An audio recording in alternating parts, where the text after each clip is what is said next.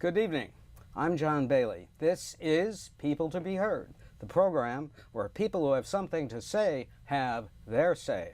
Tonight, you've got Lenore Friedlaender, Assistant to the President of 32BJ SEIU, the Service Employees International Union, and John Ryan, Superintendent at the building complex at 11 Westview Avenue in White Plains, and a member of the Residential Contract Bargaining Committee. And they are here to discuss the upcoming negotiations that recently started with the building contractors unit. And Peter, why don't you set the scene for us? Okay. Now you have already started your negotiations with the Building and Realty Institute here in Westchester. You had your first session already. You're now moving into additional sessions to try to hammer out a contract. What happens if you don't reach agreement by the time the current contract expires at the end of September? Well, let me start out by saying that our goal is to reach a fair agreement. And this agreement covers 1,400 workers, including superintendents like John, porters, handy people, door people, in about 500 residential buildings, mostly in Westchester County, but some in Rockland and other counties in the Hudson Valley. So our intention and our agreement and our hope, like we've been able to do in the past, is to be able to reach an agreement. If we can't reach an agreement that's fair, that provides for fair wage increases and the money that we need to fund the health insurance and the pension to maintain the benefits that we have, then there always is the possibility that workers will decide to take an action, a work stoppage or a strike. Now your union, while it may not be the most visible union that we sometimes see in the news, did have a situation where there was a strike many years ago, and residents who live in buildings, whether they rent, whether they own a co-op, or whether it's a condominium, whatever the situation happens to be, had some difficulty. There are basic services which your union members provide, maintenance around a building, sanitation work, etc. So if there is no agreement, even though you may have the best of intentions, do people need to be worried? Well, our hope is that we can reach an agreement, and the past few contract cycles we've been able to reach agreements without a strike. John can talk a little bit about the work that they do and how our members really work to provide a safe and a healthy and a clean and a well-maintained property for the residents of the buildings. We've heard so many stories about the efforts of our members that go above and beyond. We have many seniors in our buildings, and the members of the union help them with groceries, help them in innumerable ways. So it's our hope really that we can reach an agreement, and I think what we really want to focus on is making sure people understand what our members really do. Okay, now John, let's pretend that we just bumped into each other on the street. Introduce yourself. Tell me what you do. Give me the inside story from the union perspective of a worker in a building trying to satisfy whatever demands are placed upon you by the tenants or building owners. Okay. Well, my name is John. I'm a superintendent for over 30 years. And what we provide for our residents every day is, the services that, that they're paying for, basically. And at the end of the day, we don't want to do a strike because it affects the residents a lot, with no service. They do get worried. A lot of them support us also. Okay, so if I'm living in a big apartment building in White Plains, okay, and all of a sudden the lights in the kitchen go out, you're the guy I call? Yes. And then what do you do? What's your responsibility? I go take care of the problem, whatever it is that needs to be done. Can you give some examples of the kinds of things that you do and other building supers do on a daily basis, just to help the viewers understand? What's your day like? We all may remember, if you remember the series The Honeymooners, there was one episode in which Jackie Gleason I love playing that Ralph one. Ralph Cramden becomes the building superintendent, and now Exactly. he's driven crazy, doing that, and that was part I of remember the that comedy. But- episode too. That was a but- great one, yes. yeah, okay, so what is your day like? Is it Ralph Cramden Well, all our over days again, or can what? be like that, yes, where we're going crazy. But, this is what we do. We all love what we do. That's why I've been doing it for 30 years. I grew up in this lifestyle. My father was a super when I was a kid growing up in the Bronx. But, working with the residents, a lot of work orders, a lot of small issues to big issues, maintaining boilers, maintaining the property, hallways, whatever, each property has. I happen to have a garden style apartment, so it's a lot of land and, individual buildings. Some have high-rise buildings, a lot of cleaning, a lot of repairs, lights out, all this stuff like that. What has been the wage history so far and what are you looking for? Well, we're looking for fair wage increases. As everybody knows, the cost of healthcare inflation is higher than the average cost of living. We've worked very hard with our employers to manage the cost of healthcare so the increases are reasonable, but the employers provide family health care for our members, which is so important. And John, can talk a little bit from his personal experience about the difference that having family health insurance makes. Yeah. Do you pay any part of your health insurance? We pay co-pays when we go to the doctor, but we do not have premium sharing. And so that's something where the members do have to pay. But they don't pay a part of the premium. It's becoming increasingly common, though, as contracts are renegotiated, for union members to have to pick up perhaps 10 or 15%, of the premium cost. Is that something that you're expecting to be on the table, or is it on the table already? We hope it is not on the table. Historically, we have been able to manage the health care cost and maintain employer-paid family health insurance for all of the members. And that's something that's super important to us because you never know when you're going to need it. Our families depend on it. John and his family are on call 24/7 to make sure that they're there for the residents. And so healthcare is a very significant issue in the negotiations. And so part of how negotiations work is there's a certain amount of money that's available, and we're interested in making sure that there's enough to maintain the health care that we have, and we continue to implement cost-saving measures in order to manage the cost so it's reasonable, the increases are reasonable. Continue to have the pension funded so that when John retires after all the years of work, he's still a young man, that he will have something to live on in addition to Social Security, and who knows what Pensions situation might that be in play? So getting the money for the pension is important, and then reasonable wage increases. So we're just starting this process right now. So it's really a matter of how you divide up the pie, whatever size pie happens to be available. And we, always are looking to increase the pie a reasonable amount, and we think the market is strong enough to support that. The property values are going up. There's a lot of new development and building going on.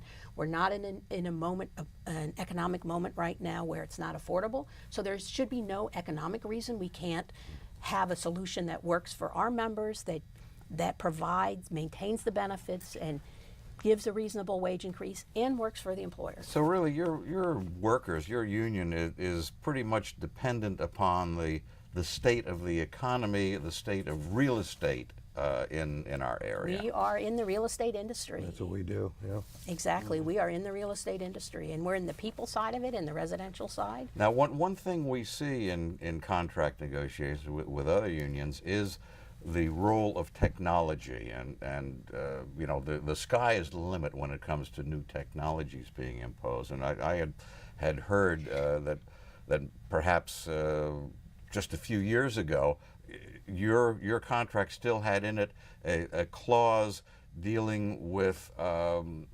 responsibility for shoveling coal into furnaces and various other work rules. So is modernization of the contract something that your union is willing to look at? Absolutely. We embrace technology. Technology's made a big difference. When I first started in the union, the tenants never communicated with the building staff via email. Now there are a million programs. I don't know Some if you of us we run full offices at our complexes. I have a full office, a computer, fax machines, Well, everything. there was a time, when a fax machine and a cell phone was high tech. Nowadays you have entire buildings that are automated. Is there? I don't want to use the word threat, but to what is the role of automation coming into the lives of your union members? In the Hudson Valley, automation has helped increase building efficiency in terms of the building operation systems incredibly. So there are more efficient boilers, there are more efficient systems in the buildings. In terms of replacing people, in the Hudson Valley, the superintendents that we have are working supers. They are, We're very hands-on. They're hands-on. We take pride in what we do. Our goal is to take care of the residents, and we do it well. I do admit all of our residents do. So we don't have happy. robots managing boilers, if that's the question.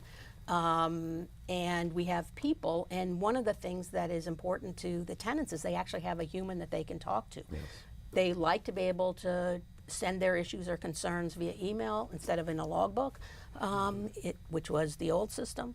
But our buildings, if you think about 500 buildings and 1,400 workers, the average building does not have a lot of people in it. It has a super and a porter, or a super and a porter and a handy person. We have very few buildings that have over 10 employees. So most of the buildings in this area have a small staff.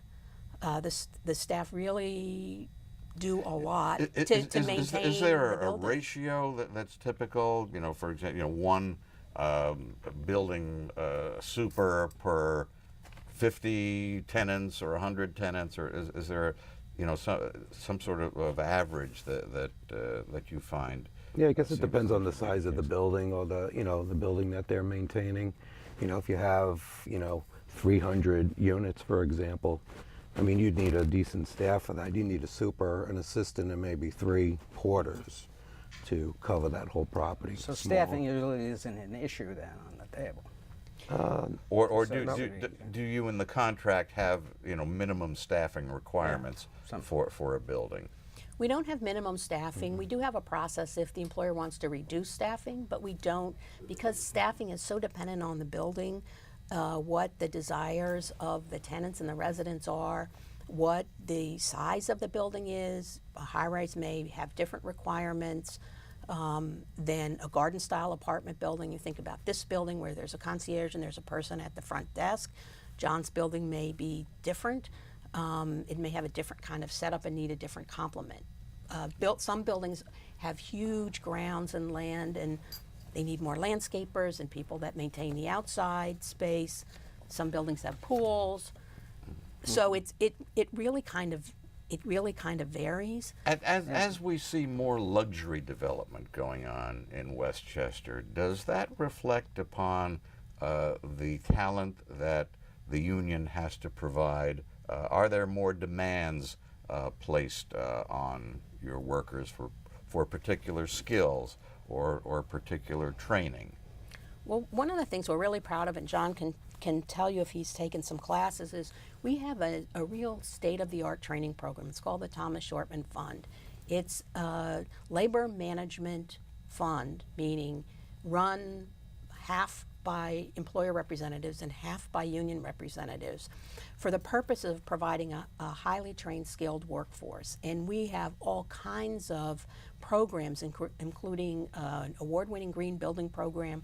We've done a lot and we've received a lot of grants from NYSERDA, the State Energy Department, from the Federal Department of Labor for our green building program that we're so proud of, that really works to improve energy efficiency, and it's kind of a win-win situation where our supers and other building staff have been able to save the buildings money by increasing energy efficiency, switching out lights to LEDs, putting sensors on, increasing insulation in buildings so there's less heat loss, less air conditioning need. John, is that something that's now on your front burner? Oh yeah, the energy consciousness. Oh, definitely, yeah.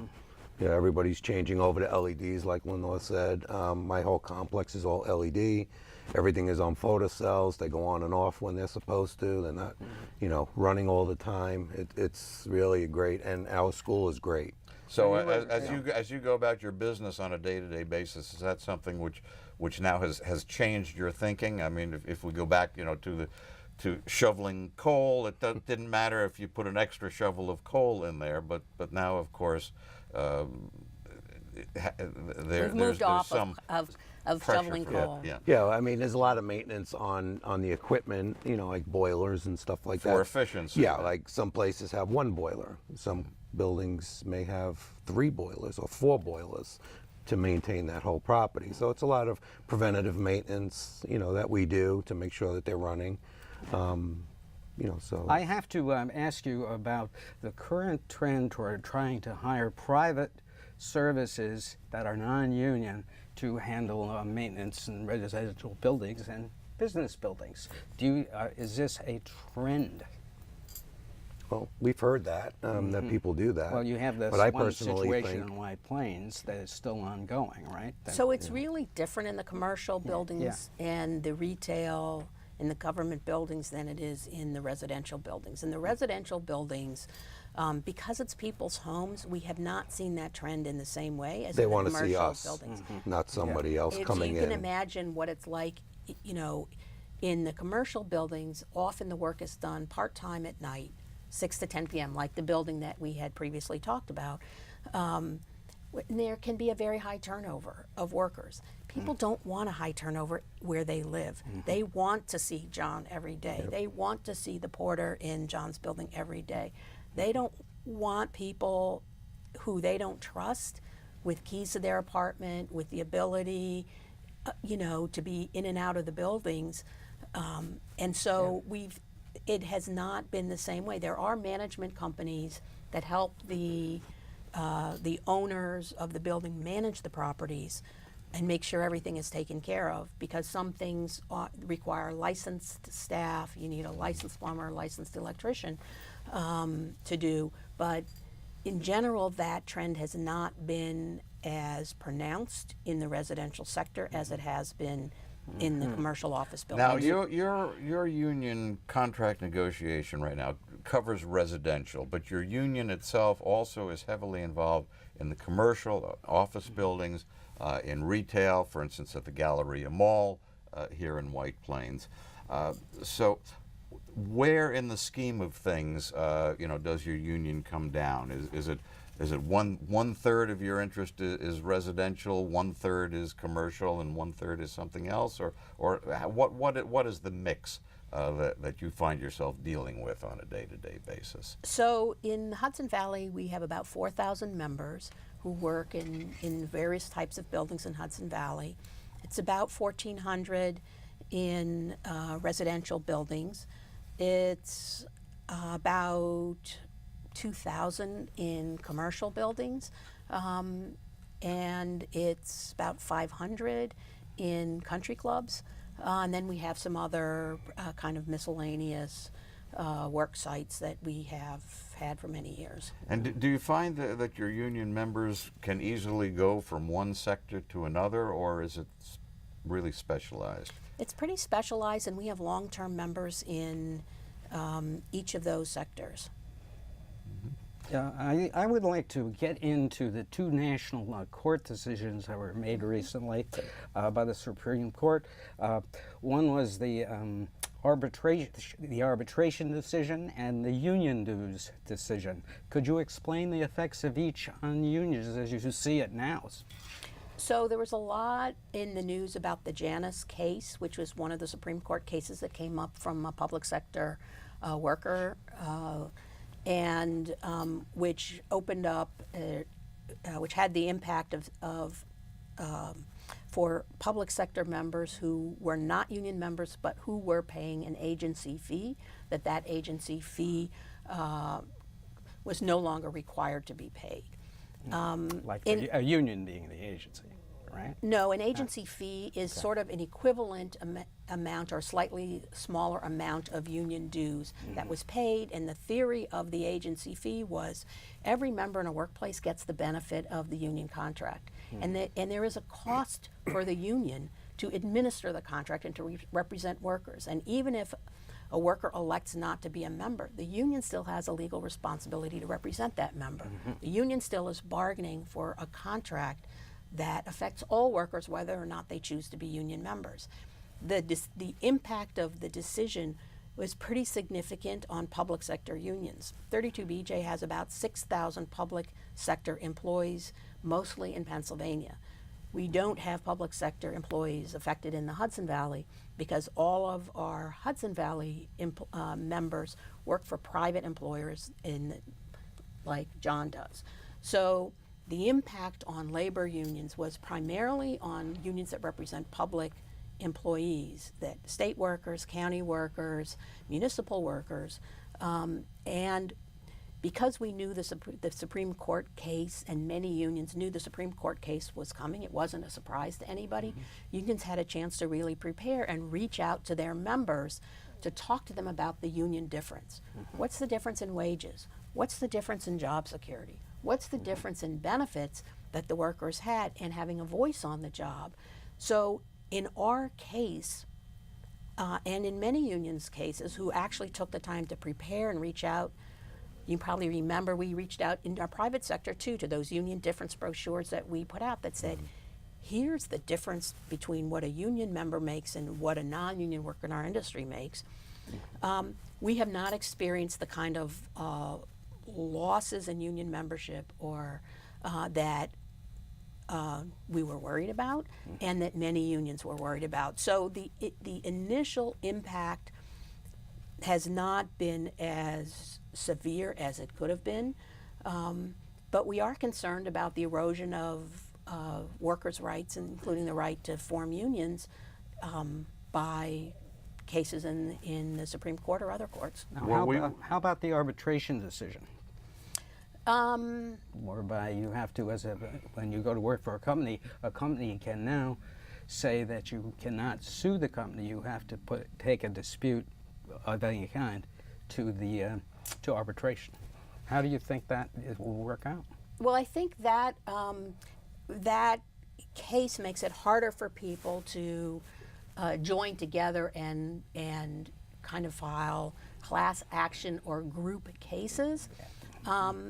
Part of all of these attacks on workers' rights make it harder for workers to exercise their federal right to form unions, to join together, to speak out, to work together to improve their conditions. So we're in a political moment right now where there are increasing attacks on unions, and that makes our job harder. It doesn't make the conditions and it makes it harder for workers who don't have unions to feel comfortable speaking up to address those issues, whether the issue is they're getting paid less than minimum wage, whether they're getting treated unfairly, whether they don't have the job security.